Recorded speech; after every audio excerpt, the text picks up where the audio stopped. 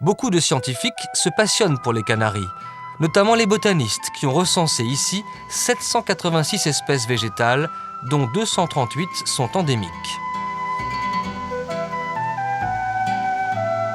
Terre fertile et température constante ont favorisé certaines cultures, mais l'économie de l'archipel est surtout étroitement liée au développement du tourisme qui a modelé et parfois transformé le littoral des îles.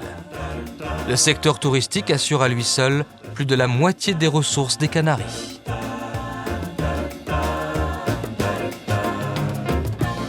Pour pallier aux difficultés de l'alimentation en eau douce, les Canaries ont recours au dessalement de l'eau de mer. Sur la roche volcanique dénudée, Santa Cruz de Tenerife surprend par ses lignes cubistes. La ville bénéficiera pendant 2 siècles du statut de capitale des Canaries, servi par un port où tous les bateaux faisaient escale sur la route des Amériques.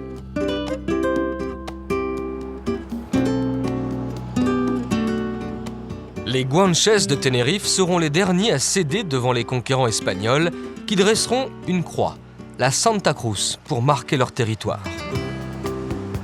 Toutes les vieilles cités du royaume portent des empreintes communes. Avenues rectilignes, brassage de population, égouts manifestes pour une architecture pompeuse à l'image du Cercle des Amis des Arts.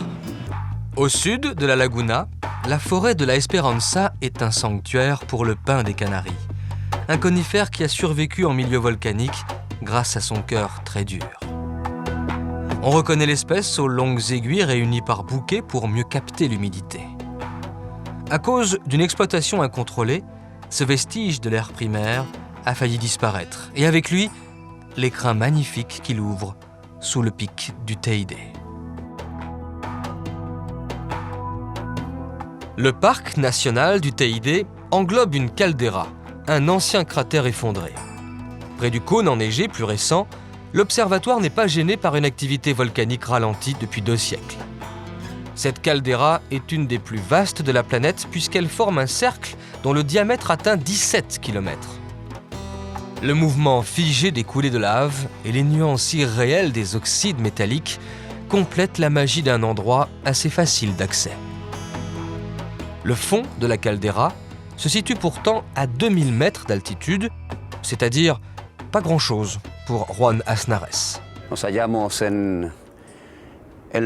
Nous sommes sur le lieu appelé les Tours de Garcia. C'est une partie des restes géologiques d'une ancienne montagne qui occupait cet immense cirque connu aujourd'hui sous le nom de Gorge du Teide. Cette montagne dépassait les 5000 mètres d'altitude. Il y a 170 000 ans, la coïncidence d'une période de grandes précipitations et de tremblements de terre provoqua la rupture de l'équilibre géologique de l'île, causant une gigantesque avalanche s'écoulant jusqu'à la mer et charriant 1000 à 1500 km3 de matière, libérant la partie centrale de l'île de cette énorme montagne. Au nord du parc national du Teide, la côte subit les assauts de l'océan Atlantique. Puerto de la Cruz a fondé sa réussite sur les exportations, notamment de bananes, dont les plantations cernent la ville. À la fin du XIXe siècle, les Anglais en ont fait un lieu de villégiature car la température de l'eau, vivifiante, ne les rebutait pas.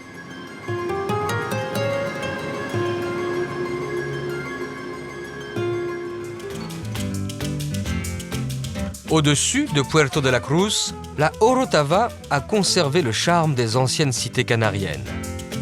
Les riches propriétaires terriens y appréciaient l'air frais en toute saison. Ils y ont fait construire de splendides demeures, comme la Casa de los Monteverde, nichée au milieu d'un jardin tropical. La station balnéaire Playa de las Américas a été lancée au milieu des années 1960, en plein boom touristique. Elle concentre un grand nombre des ressources hôtelières de Tenerife dans un vaste complexe voué au soleil, aux loisirs et à la détente. Les eaux profondes hébergent en effet une colonie de baleines pilotes, une espèce qui dépasse à peine 6 mètres de longueur et que l'on reconnaît à sa haute nageoire dorsale. Un décret limite le trafic des bateaux et interdit d'approcher les cétacés à moins de 60 mètres.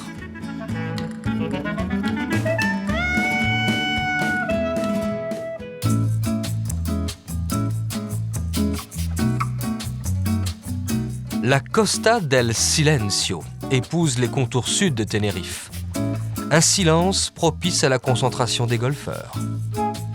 Direction nord. Au-delà de l'aéroport Reine Sofia, l'un des 2 aéroports de l'île, la route se dirige vers la capitale en longeant la côte.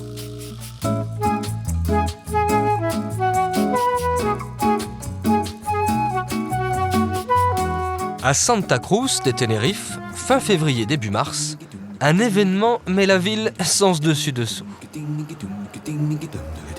4 semaines durant, on se joue des apparences en inversant les rôles, en changeant de peau et en révélant des penchants nouveaux.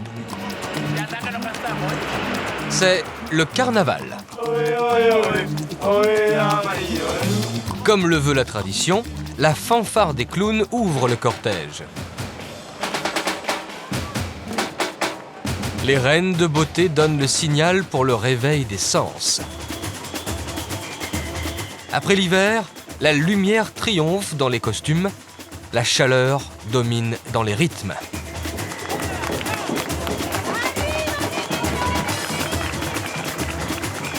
Une invraisemblable galerie de portraits rassemble des personnages mythiques plus vrais que nature.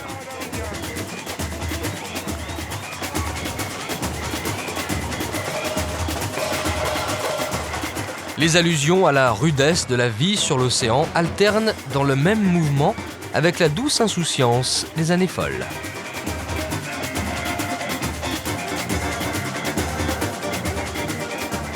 Du folklore castillan, revu et corrigé, le carnaval remonte jusqu'aux Indiens du Nouveau Monde.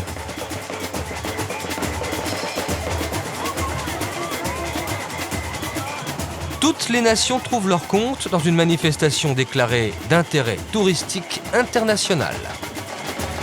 L'île de la Gomera est la plus proche de Tenerife. Elle adopte la forme d'un cône presque parfait dont le sommet culmine à 1500 mètres. Lorsqu'on l'aborde par le sud, en longeant les rivages de basalte brut, les origines volcaniques de l'île sautent aux yeux. Mais plus on monte vers le nord, plus la Gomera verdit grâce aux pluies déversées par les alizés. Un demi-tour de l'île s'impose pour arriver à l'entrée de la fertile Valle Gran Rey, la vallée du Grand Roi. Le nom du profond canyon fait sans doute allusion à un chef guanche. Au cœur de l'île, la végétation est contrariée par les déclivités et par l'altitude qui atteint rapidement 1000 mètres. Sur les versants pelés, l'agriculture s'en remet aux terrasses pour contenir la terre emportée par les eaux de ruissellement.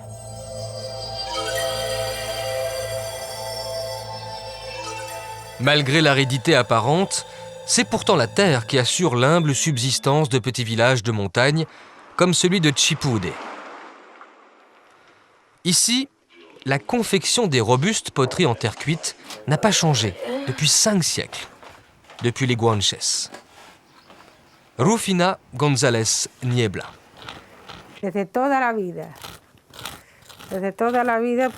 J'ai fait cela toute ma vie. Toute ma vie, j'ai travaillé selon la méthode des aborigènes. J'ai toujours travaillé de la même façon. Je fais tout à la main. Je ne peux pas faire autrement car travailler sur une machine, ça ne me plaît pas. Une machine, ça fait du bruit et je n'aime pas ça. Avec mes objets, on peut conserver le lait, le fromage et d'autres choses. Ce sont les mêmes modèles que j'utilise depuis que je suis toute petite. La partie centrale de la Gomera abrite le parc national de Garajonay, classé au patrimoine naturel mondial par l'UNESCO. C'est d'ailleurs l'un des 2 seuls parcs espagnols qui bénéficient d'une telle protection. Certaines plantes ne se rencontrent qu'ici. Elles forment toutes un milieu végétal spécifique, tourné vers la récupération de l'eau.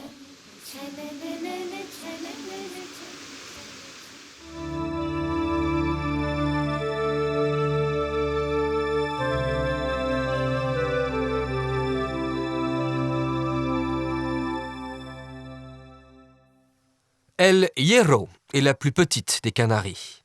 Elle mesure à peine 25 km d'est en ouest. Elle est la plus méridionale des îles de l'archipel, mais aussi la plus à l'ouest. Pour les géographes de l'Antiquité, cette terre désolée marquait la limite du monde connu. Sur ces cartes, le grec Ptolémée y faisait passer le méridien zéro.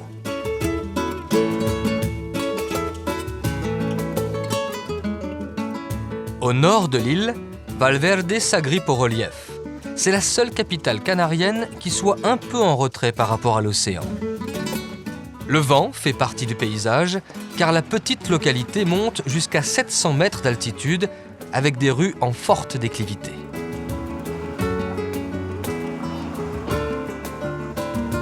Les premiers habitants ont vraisemblablement choisi le site pour se mettre à l'abri des pirates. La forte humidité de l'air explique la couleur verte des pentes, car El Hierro ne compte aucun cours d'eau permanent. El Hierro a connu d'importants bouleversements géologiques. Ainsi, le rocher percé de la Bonanza est accroché, dit-on, au socle de l'île, à 200 mètres sous le niveau de l'eau.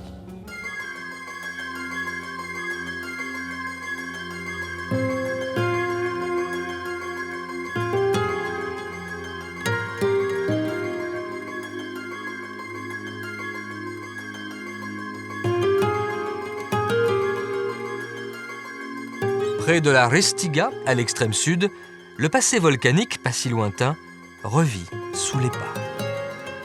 La dernière éruption a laissé couler des flots de lave dont la surface semble tout juste durcie. La lave refroidie perd sa fluidité et se fige en creusant des rides qui évoquent la peau des pachydermes. Les matières volcaniques plus anciennes sont désagrégées et colonisées par les végétaux. Au centre de l'île, El Pinar, la pinède, s'étend sur une terre acide appréciée par les pins des Canaries ou autres conifères. Les troncs portent les stigmates de leur lutte contre les éléments. Pour habiller cette énorme masse minérale, la végétation procède par longs et patients paliers. Le premier ne concerne que les mousses et les lichens qui petit à petit adoucissent les formes de teintes presque exotiques. En français, El Hierro veut dire « le fer », une allusion probable à l'aspect du sol rouillé qui a frappé l'imagination des premiers arrivants. Et pourtant, aucune trace de fer, mais partout des roches volcaniques aux formes imprévisibles, évoquant parfois des pierres ponces remplies de bulles d'air. La densité allégée de ces roches est sans rapport avec l'importance de leur volume. À proximité, des plantes vivaces, des euphorbes, soulignent la progression du règne végétal.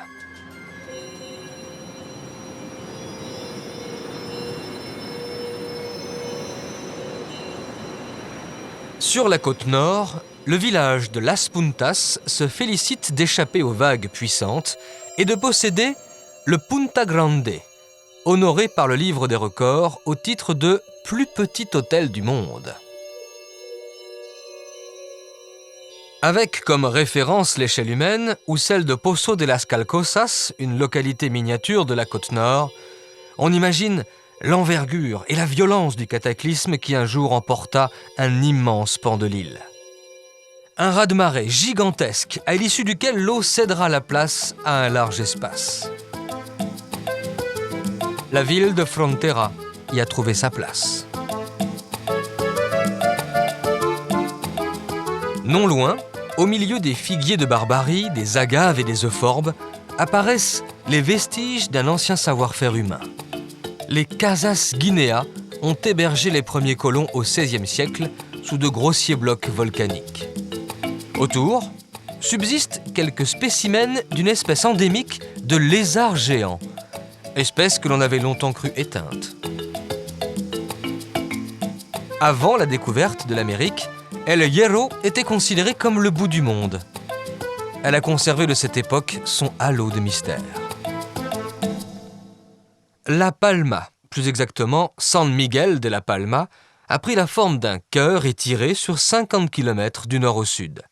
La capitale s'appelle Santa Cruz et comme à Tenerife, la ville a prospéré grâce aux ports et aux chantiers navals.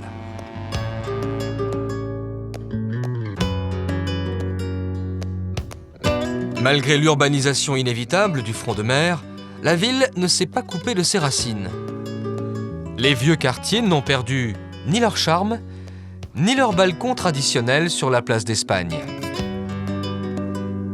L'église d'El Salvador et l'hôtel de ville évoquent tous deux un XVIe siècle florissant. La randonnée au départ de Los Canarios est un bon moyen de découvrir l'extrême sud de La Palma, la Punta de Fuencaliente qui prolonge deux petits volcans endormis.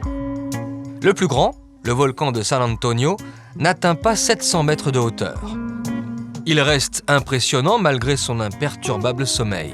Mais attention, ces volcans ne dorment jamais que d'un œil. Les gorges de Las Angustias, au centre de l'île, donnent un accès direct au cœur d'un volcan effondré lors de sa dernière éruption. Le cratère béant, 9 km de diamètre, accueille le parc national de la Caldera de Taburiente et sa végétation tourmentée.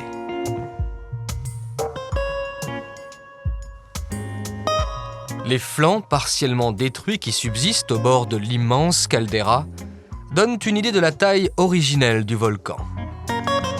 Les falaises tutoient les nuages en approchant ou en dépassant les 2000 mètres d'altitude. Pour cette raison, La Palma est l'une des îles les plus escarpées du monde.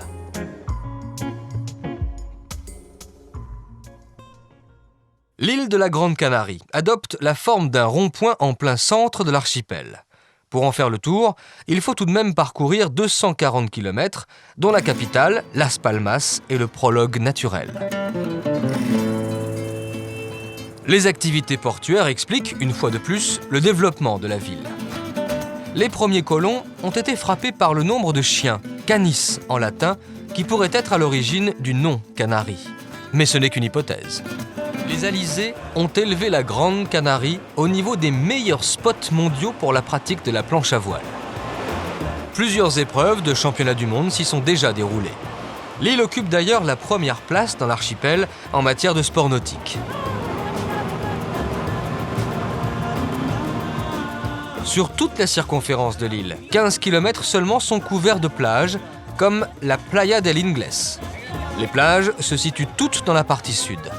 Les principales implantations touristiques, la ville de Maspalomas par exemple, abondent également dans le midi de l'île, une région très appréciée notamment des Allemands, qui représente un tiers des visiteurs aux Canaries.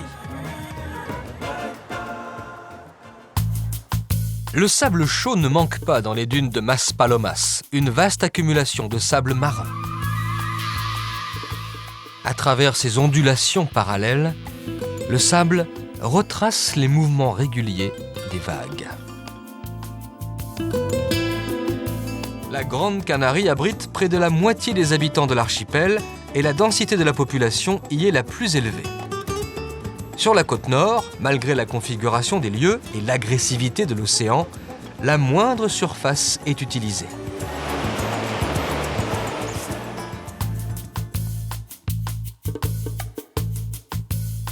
Les cavernes, creusées dans la montagne Cenobio de Valerón, répondaient sans doute également à un besoin d'espace pour les guanches qui y entreposaient leurs récoltes. Le village de San Felipe a tiré le même parti de la roche volcanique, en harmonie complète avec la nature exigeante de la Grande Canarie. Deuxième des îles Canaries par la taille, Fuerteventura porte un nom curieux qui signifie « la grande aventure ». C'est le cri sorti de la bouche des premiers Européens lorsqu'ils découvrirent cette terre. Sur les rivages, au nord-ouest, à hauteur de El Cotillo, les vagues de l'océan Atlantique se jettent avec vigueur. Malgré la présence dissuasive de rochers qui affleurent, la tentation est irrésistible pour les surfeurs.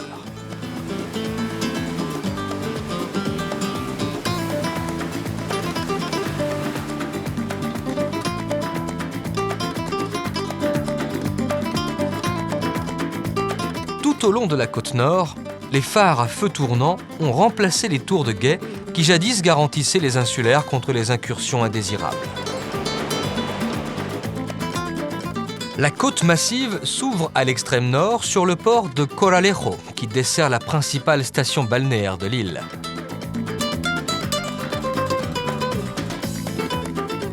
Par rapport à son étendue, l'île affiche la plus faible densité de population des Canaries. Les dunes de Coralejo donnent à l'endroit un air de Sahara. Il est vrai que le Maroc se trouve à moins de 100 km. D'un point de vue géologique, la comparaison s'arrête là, car les origines du Sahara n'ont rien de volcanique. À part quelques mares d'eau saumâtre, l'eau fait défaut sur l'île. Les reliefs sont trop peu élevés pour provoquer des précipitations et la plupart des sources naturelles sont taries. Celle-ci ne manquait pas lorsque le Normand Jean de Béthencourt fonda un village auquel il donnera son nom, Béthencourria. Au début du XVe siècle, le gentilhomme deviendra roi des Canaries en créant la première colonie européenne. Aujourd'hui, le patronyme Béthencourt est toujours répandu dans la population d'une localité qui fut la première capitale de Fuerteventura.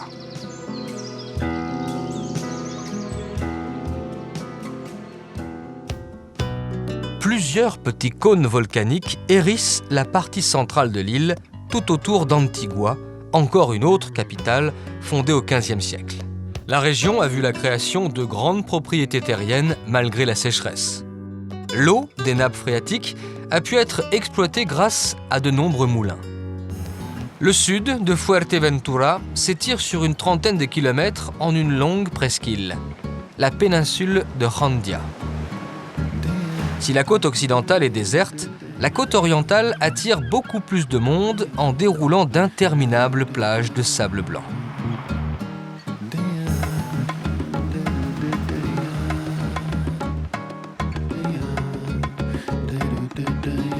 Le succès de Jandia Playa, la station balnéaire la plus méridionale de l'île, ne doit pas faire oublier que la péninsule est protégée par un parc naturel, baigné par les eaux très poissonneuses qui séparent Fuerteventura de l'Afrique. Dans le prolongement de Fuerteventura, Lanzarote borne l'archipel au nord et à l'est sur une surface plane, la plus basse des Canaries, mais aride parce que les vents du large y déboulent sans obstacle. Une intense et récente activité volcanique a façonné le paysage. Si Lanzarote accorde une telle importance à son environnement, si le moteur touristique de son économie ne tourne pas au mépris de l'esthétique, elle le doit à l'un de ses enfants, l'artiste César Manrique, décédé en 1992. Peintre, sculpteur et architecte, ce créateur a réalisé à travers sa maison personnelle, intégrée à la lave, la fusion, au sens propre comme au figuré, de l'art et de son milieu. Une vision sans doute peu fonctionnelle, mais qui servit à toute l'île de véritable référence.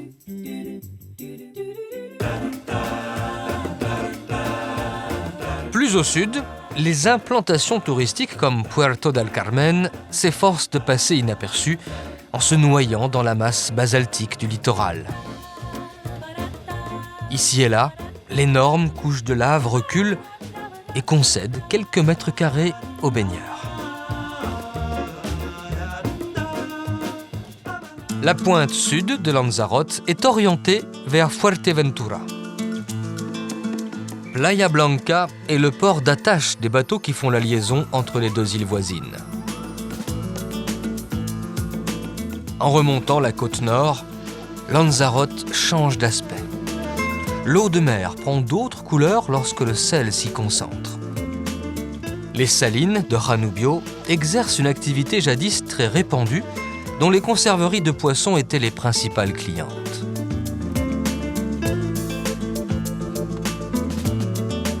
Sur le damier des marais salants, les couleurs évoluent selon l'avancement de l'évaporation. La lagune d'El Golfo enrichit encore la palette des nuances de Lanzarote. L'eau captive est ici plus chargée en sel que l'eau de la mer Morte, et la couche de lave s'est effritée comme un millefeuille, sous l'érosion et les réactions chimiques.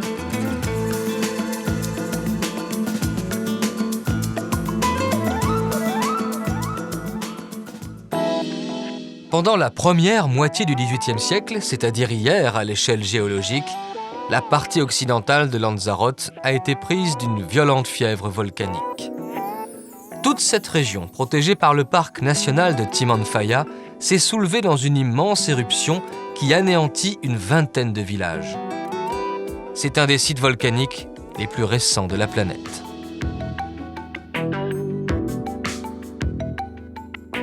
Le chaudron du diable est à peine refroidi. La végétation n'a pas encore eu le temps de se réinstaller et les émanations sulfureuses peuvent troubler la vision. Oui, ce sont bien des dromadaires qui invitent les visiteurs à sillonner l'étendue de lave. En apparence, tout est normal, mais à 10 cm de profondeur, la température atteint déjà par endroits 50 degrés. Ce site est pour une large part à l'origine du classement de l'île par l'UNESCO dans les réserves de la biosphère. Après le cataclysme, la vie a repris le dessus et des villages, comme celui de Yaissa, se sont établis dans la zone touchée par l'éruption.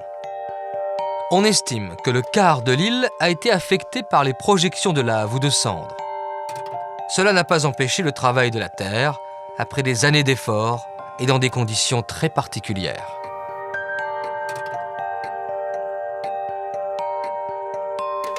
La vallée de la Reria est réputée pour son vignoble. Les ceps de vigne s'enfoncent dans la lave pour retrouver la terre arable, mais il faut creuser chaque trou. C'est ce qu'on appelle une culture sèche car l'apport en eau est très faible. Il n'empêche qu'à partir d'un cépage originaire de la mer Égée, on produit ici d'excellents vins. Pilar Barrelagles dirige une bodega. Les types de vins que nous produisons dans la Reria sont le malvoisie blanc, le malvoisie rouge et le moscatel. Une des caractéristiques des vignobles de Lanzarote, c'est que le sol où est plantée la vigne est recouvert d'une couche de picon. C'est du gravier d'origine volcanique très poreux qui permet de conserver une terre fertile. En effet, ici il pleut très peu et la rosée de la nuit sert à alimenter la terre en eau. Le cercle de pierre qui entoure en partie la vigne est là pour la protéger du vent.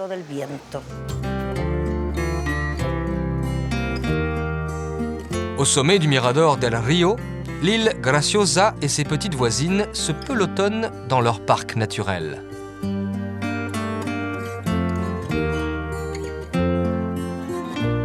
Une fois de l'autre côté, sur la façade est, les falaises battent en retraite et ouvrent la voie aux coulées de lave qui ont réussi à s'avancer jusqu'à la mer.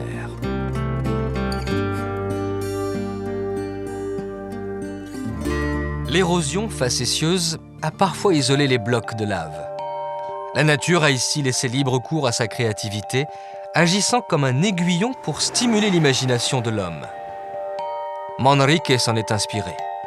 À Guatissa, l'artiste a planté 1400 espèces différentes de cactés et de plantes grasses pour rendre hommage au patrimoine naturel de l'île.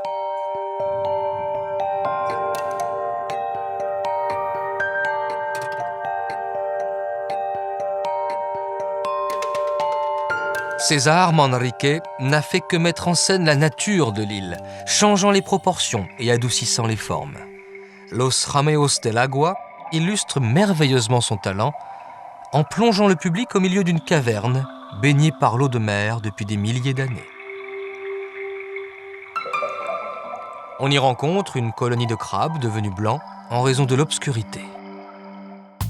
Fragiles, suspendus entre ciel et mer, les canaris sont extrêmement sensibles aux forces de la nature. Elles en sont d'ailleurs en quelque sorte la synthèse, faite de lave, de sable et de lumière.